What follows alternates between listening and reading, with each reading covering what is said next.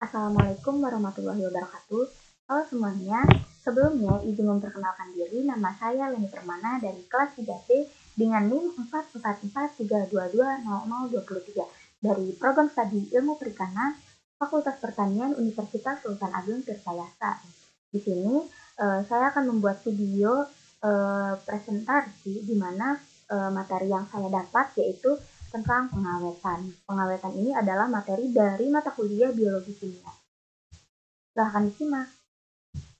Nah, pertama yang akan saya bahas yaitu mengenai apa itu pengawetan. Nah, jadi pengawetan adalah upaya untuk menghambat kerusakan pangan yang disebabkan oleh mikroba pembusuk yang mungkin memproduksi racun atau toksin. Kemudian, ada macam-macam dari pengawet ini. Jadi proses pengawetan ini harus dilakukan secara aman tanpa menurunkan kualitas bahan yang diawetkan, termasuk pada daging atau bahan makanan lainnya yang rentan berkontaminasi oleh mikroorganisme. Kemudian pengawetan ini bertujuan untuk memperpanjang masa simpan pada suatu bahan atau daging yang dikonsumsi. Nah, metode pengawetan ini terbagi menjadi tiga. Yang pertama ada fisik, biologi, dan kimia. Lanjut. Nah, untuk macam-macam pengawetan. Jadi pengawetan secara fisik adalah salah satu dengan cara pelayunan atau penirisan darah selama 12 jam sampai 24 jam setelah dipotong. Nah, setelah proses pelayunan, bahan makanan tersebut atau daging tersebut akan dipanaskan yang kemudian untuk didinginkan. Nah, yang kedua ada pengawetan secara biologi, yaitu menggunakan mikroba yang dihasilkan oleh zat antibakteri. Yang ketiga ada pengawetan secara kimia, itu dapat dibedakan menjadi pengawetan dari bahan aktif alamiah dan bahan kimia, di mana ada garam dapur, sodium nitrit, dan sodium asetat. Nah, kemudian ada komponen bahan pengawet, di mana komponen pengawet atau antimikroba adalah salah satu komponen yang dapat menghambat pertumbuhan bakteri atau kapang yang membunuh.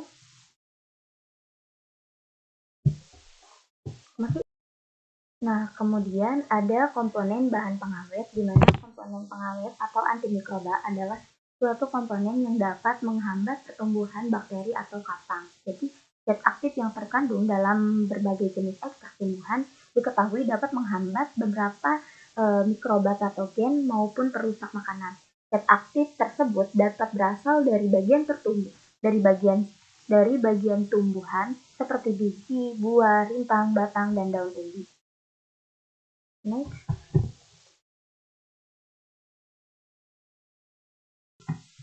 Nah, ini adalah salah satu bahan pengawet alami yang digunakan untuk mengawetkan ikan asin adalah biji picung. Ini adalah gambar dari biji picung sendiri. Kemudian biji picung ini dapat mengawetkan karena mengandung senyawa antioksidan dan golongan flavonoid. Senyawa antioksidan ini yang berfungsi sebagai anti kanker dalam biji picung yaitu vitamin C, zat besi, dan karoten. Sedangkan untuk golongan flavonoid yang memiliki aktivitas antibakteri yakni asam cyanida, asam hidrokarbat, asam gorlat, dan tanin.